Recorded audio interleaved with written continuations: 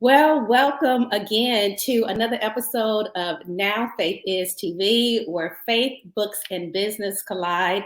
And I am your host, Dr. Paulette Harper, and my jam is storytelling. My purpose here on earth is to transform the lives of those who want to tell stories by unapologetically sharing their stories, those who want to write transformational books, those who are coaches, speakers, and entrepreneurs.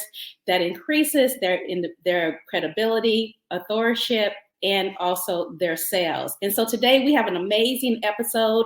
We're going to be talking with Coach Krystal Henry about her mandate, her books, and everything that she is doing in this as an entrepreneur and as a coach. Hello, hello. Hello, Krystal. Coach Krystal, thank you so much for joining me today on this episode of Now Faith is TV. And so we're going to dive in and talk about your book, what you are doing, your mandate, and how people definitely want to connect with you in this journey of, authorship, speaker, all the things, the wonderful things that you're doing. But first of all, introduce the audience to who you are. Tell us about Coach Krystal Henry. Well, I am a wife, a mother. I am a pastor's wife. I've been in ministry for 25 years. Our church is almost 23 years old. I am a 7-time Amazon best-selling author. I have 12 books and an audio book, which I'm super excited about. I am the host of the Krystal Henry TV show, which got picked up in Atlanta. And so I'm super excited about that. I'm also a podcast host with my husband of Power Lift Podcast, a writing coach, business coach. I certify other coaches. I'm a coacher of coaches and leaders. And so I help people get out of their mind, out of their what if stage into the reality of what is. And so that's a little bit of what I've been doing for years. Wow, you have a lot of hats. You really do. And I applaud you for that. And so, you wanted to your vision and your mandate that you have and the different hats that you wear, allows other people to connect with you in many, many different ways. And so today we're going to talk about your book, Made to Lead Millions, and the mandate behind it. And so talk to us about what that book is about and what your mandate is, and how you're going to be connecting with other people to fulfill that mandate. Absolutely. Made to Lead Millions actually started in 2016.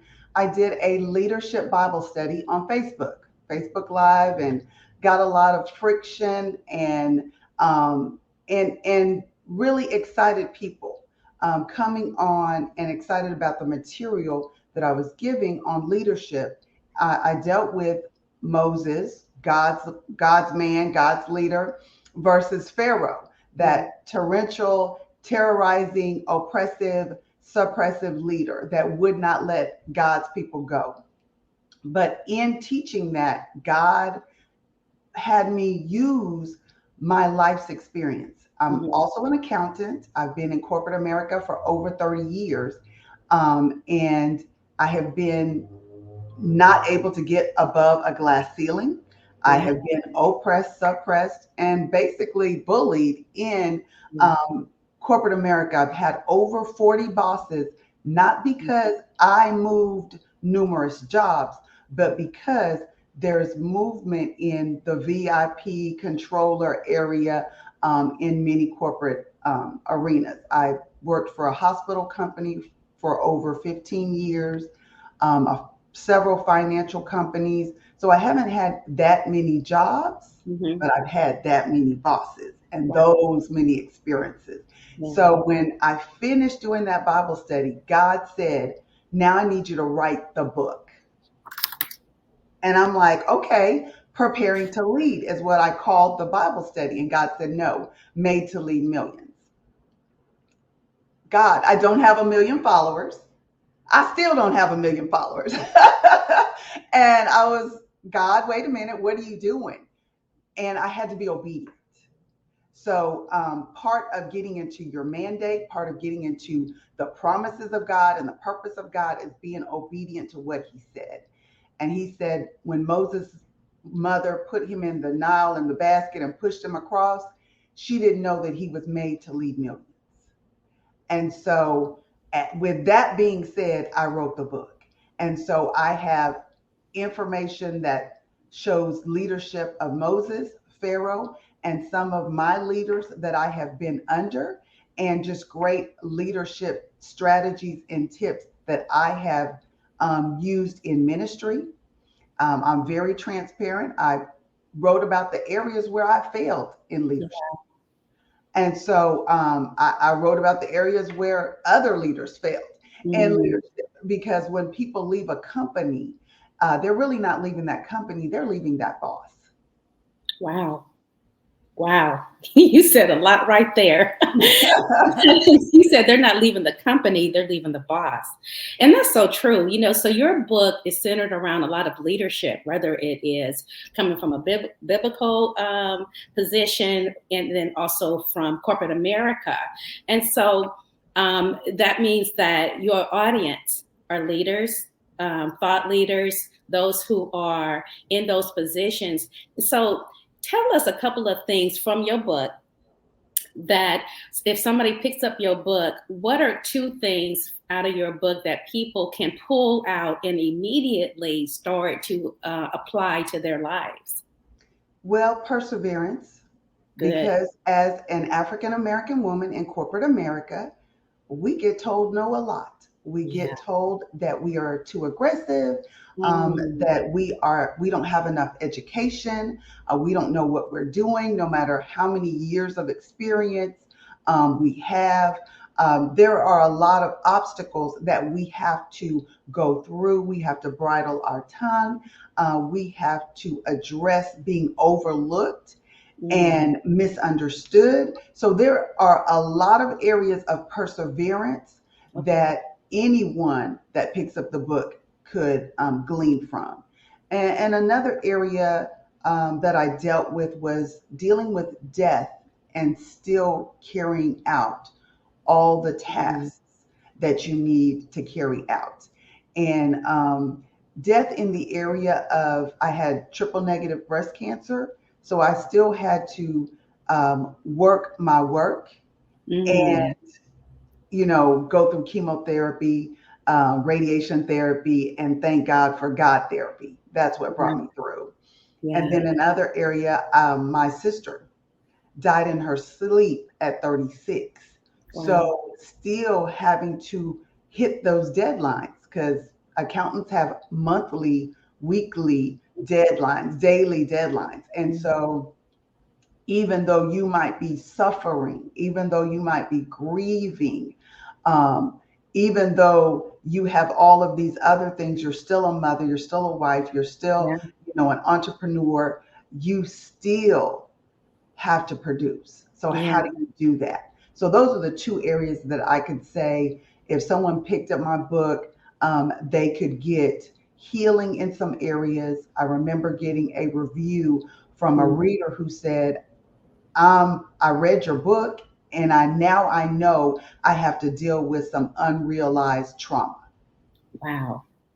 Yeah. Yeah. That's really deep, especially when you are in corporate America and you're dealing with what you mentioned about women persevering and dealing with bullying and dealing with those caps that they put on us and what we need to maneuver through that because as African American women, we have so many gifts and talents and abilities to move ahead, but yet if we are capped because of our color, because we are females, how do we get through that and break ground so that we can get to another level, another position in corporate America, and then show other people how to do it too? So I think your book and your mandate on speaking to that topic is so important, because women need to know that there is an answer.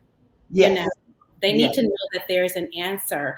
And what better person to share with them, someone who's lived through it, someone who has walked through it, and someone who can show them how they can do it as well. And so, something else you talked about was the fact that you have all these things that you still need to do, and then life happens. Life happens. You mentioned about cancer, and the death of was it your sister-in-law? Yes. My Yeah, sister. My your sister. sister. I'm sorry, your sister. Hmm. And so Hmm. life happens. And how do you even continue doing what you're doing, still maintaining your job and the deadlines that you mentioned, and still do life? How did you even get through that and do what you did to even be where you are? Absolutely. To be sane, Yes. to have your sanity, to be able to hide those moments where you just have to break down. You Yeah. know, especially when the world of cubicles. There was a time where you know you would be able to be behind closed doors in an Mhm. office. But in order to streamline, in order to fit more people in a space, Right. even management moved into cubicles. And so um, you have to be able to find a way to find your faith, utilize your Mm. strength in God in order to make it through those times when life happens, because he said he will never leave us nor Yeah. forsake us, that the joy of the Lord is our strength. And so sometimes I would have to put my earphones in and Yeah. listen to a preached word, put my earphones in and listen to some worship, or put my earphones in and just listen to the word of God. Yeah. You have to tune out uh, the the other people, because many companies, many corporations say, "Oh, we work with life work balance," and Mhm. that's such a cute little saying. However, life work balance is not working till midnight. Life work balance is not Mm. working weekends. Yeah. Life work balance is not being cussed out or talked to crazy. Yeah. Life work balance is not being yelled at like you're a 2-year old. Wow. Wow. And those are just some of the instances that you can find in my book, some Wow. of the true life um, things that happened to me in corporate America. Because if I had reacted Mhm. the Yeah. way I should have reacted, I would have lost my job. So, Yeah. in the back of my mind, I have to keep my composure. Mhm. My emails have to be facts only and not feelings. And Mm. so, you have to be able to communicate effectively, Yeah. Yeah. professionally, Yeah. and still be able to grieve, still Yeah. be able to call on the Lord. And so, being able to do that and persevere in, make it through things like cancer or the death of a Mm. loved one or Yeah. even the death of a coworker. Yeah. That I experienced the death of one of my coworkers. He was 53 years old, Wow. and he didn't come to work one Monday. He Mhm. was a single man. He had 2 dogs, and we thought, well, maybe he called off. But Mhm. we had such a relationship. We had worked together for 15 years that I knew I had taken him to the doctor. We had Mm. lunch together, that type Yeah. of thing. So he would have told me if he was going to be off. Yeah. So sometimes people don't even experience death like that, where you work or in your business, maybe Yeah. one of your employees dies. So that was devastating to me because we joked one night and we said, oh, it was 10 o'clock at night. They're really just going to step over our body if we die, here in the midst of all this work. But again, that cliche statement that I've heard all over corporations is, yes, we have work-life balance, but it's not really true. It's just a statement. Yeah. So how has the since you spilled the tea in your book about corporate America and what they do. So how has the response been? Because I know they know you've written a book. I'm sure the chatter has been spread. So how has the response been in relation to And your book? that's funny because when where I work, I really don't. People know that I'm an author, Yeah.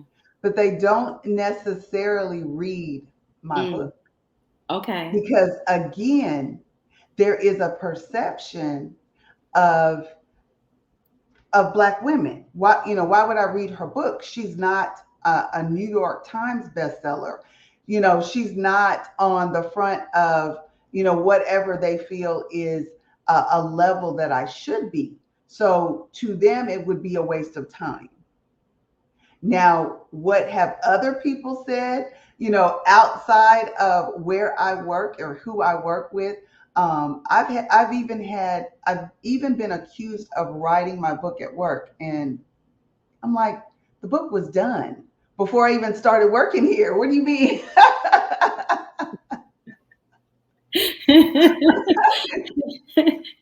Well, that that just comes from the enemy, you know. Exactly, Yeah, absolutely. yeah. And Made to Lead Millions was just one of my books. My first book was The Elements of You. And I had one of my bosses say that I should have given it to her for her to review it Oh, and before why? I published it. Why? And I'm like, you're my boss at work. You're not the Yeah, boss of me in my outside of that. business. And Yeah, yeah, exactly. what made you my editor? So I've Wow. had stuff like that happen. Yeah, yeah. Unbelievable. Wow. So what do you do? What do you with your book and your mandate? What have you done apart from writing your book? What other platforms have this allowed you to create to expand and reach more women with your message? Well, the my second book, Made to Lead Millions Mandates, first that helped other women, and I have one man in this book. Okay, So God told me, now that you're done with Made to Lead Millions, now you need to bring other leaders together. nice. And now it's time for other leaders to tell their mandate. And a mandate is the purpose, the cause that's within you. So in writing this book, it's opened up many platforms for me to speak at events and conferences. It's helped people realize that they have a mandate on their life. A mandate is a little more than just purpose, it's a Mhm. call of God.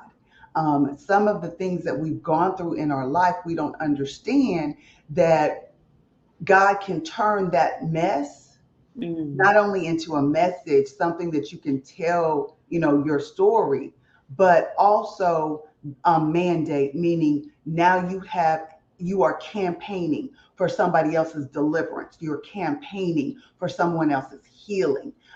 You are setting up programs.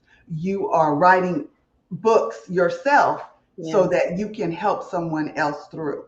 So that's what Made to Lead Millions mandate has helped me pull other people, show them that they have a cause, a promise, a Mm. program in them, and now they need to get it out. Wow, that is amazing. You know why? Because we have a lot of, it just takes one spark, and one idea and one book that leads us to so many other opportunities. And you've been very, very successful in doing that.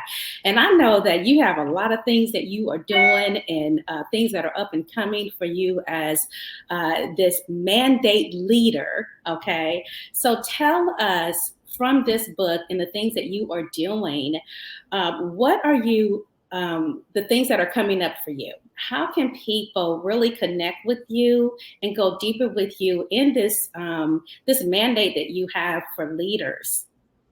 See, and I love that you asked that question. In 2019, God had me do a conference called Birthing You. Mm, And what he had me do was connect with people, even people that were not saved, and encourage them to start their businesses. Now, this was something that I had done years before. So when I coach people, I coach them through the ideas, I coach them through their dreams, I coach them through their abilities, and then show them where they can make money or where they can be fulfilled in life. And so God had me contact one of my old bosses, and I prophetically told her I could see her sewing. Had no mm, idea that she used to sew, she used to make patterns. And I encouraged her to go buy a sewing machine, pick that up, and she began sewing swimsuits. She did a whole swimsuit line. So those are wow. some of the things that God has allowed me to do is come up with $1 million ideas or Mm, brand names and help people brand themselves and help people present themselves to millions. I help people interview, such as, what I'm doing right now. mm, I yeah. help people interview so they can get their message out, so they can connect the dots of their story, be able to write their book, be able to, interview, even be able to write articles in magazines so they can get their message and their mandate out. So Yeah. there's many different ways that myself as a coach can help coach others to Mm. their greatness. I think that one of the things that you said that was so, so wonderful was that we have $1 million idea. And and it really only takes someone like you, a coach, to pull that out of people because sometimes we just sit on those gifts and we don't know what's really in us. And as an activator, as an activator, that's what you're called to do, and that's what we do here as a mandate here on the earth. So, how can people connect with you? I know that you have a cruise that you're going to be doing as well. So, you want to talk a little bit about that? Sure, sure. Anybody can connect with me at krystalhenry.net. Remember, that's Crystal with a K, krystalhenry.net. I have amazing things coming up. There's a conference April 15th in Atlanta called All Things Purpose. So if you want to know how to get into your mandate, get into your purpose, meet me in Atlanta. I have a wonderful Art of Spiritual Warfare conference that I'll be speaking at April 21st in Kansas City, Missouri. Another few more leads right now, but I'm not sure yet, so I can't mention those. But definitely, if you are interested in being an international speaker, if you want to have a book signing on a cruise, then you need to connect with me at krystalhenry.net for the Made to Lead Millions Wealth Cruise. And you can do that also by going to madetoleadmillionscruise.com. It's October 12th through the 16th. It's a 4-day fabulous cruise where you will learn in luxury and have fun, be able to network and change your bottom line. So, yes, those are some of the things we have coming up. And then also, I'm available. I do custom coaching so that my coaching packages are made and fit for you. So depending on what you are needing, Mhm. then I design courses and I design plans and packages just for you. Oh my goodness, you have a lot of things going on, and I think that is a blessing, really. Did you ever think that you would be in this position right here when you first wrote your books? You know, my first book, The Elements of You, that was very difficult, and I Hmm. had a lot of warfare Yeah. because as a first lady, they wanted me to just sit down and be quiet and be pretty. They didn't Oh, want me to do a lot of stuff. Sister Krystal, you're doing too much. Sister Krystal, why are you mhm. doing that? I did designing. I was an event designer. And so I was over the women's ministry, sang in praise and worship. There were many hats that I wore in ministry. And I love to help people. I know I am mandated to serve. So when I think of the ways that God has used me, where much is given, much more is required. Yeah. So any gifts he has given me, I have no problem using them. And One. that's the problem. Many people tell us, stop, you're doing too much. You should Yeah. only be able to do one or two things. That's a lie. If my God is able, then you're able, Yeah. period. Yeah. I definitely believe that. And just really thank you so much for being on this show today. I mean, you shedded a whole lot of light in your book, in your title, because sometimes we don't know what's in the covers of the book. You know, Absolutely. we don't know. And I think it's so a blessing to be able to speak to leaders and coaches and speakers who are really ready to go to the next dimension and just don't really know how in corporate America. And then your mandate to really extend those opportunities to other people to work with you in many different facets. So, Coach Krystal, I want to thank you so much on behalf of Now Faith is TV for being an amazing guest, for being an amazing trailblazer for women, and just being who you are to be able to speak life to those who need it, and then also to give them a pathway on how they can connect with you and go a little bit further. So I am excited about this episode because you're going to be speaking to leaders on this episode. Yes. And I'm real excited about that. And then you can also connect with them as well and talk to them about how you can service them even more. So, on behalf of Dr. Paulette Harper, I want to thank each and every one of you for joining me today on this episode of Now Faith is TV. And for those of you who are still tuning in, connect with me at www.pauletteharper.com. And I look so forward to servicing those of you as well. Until next time, God bless you.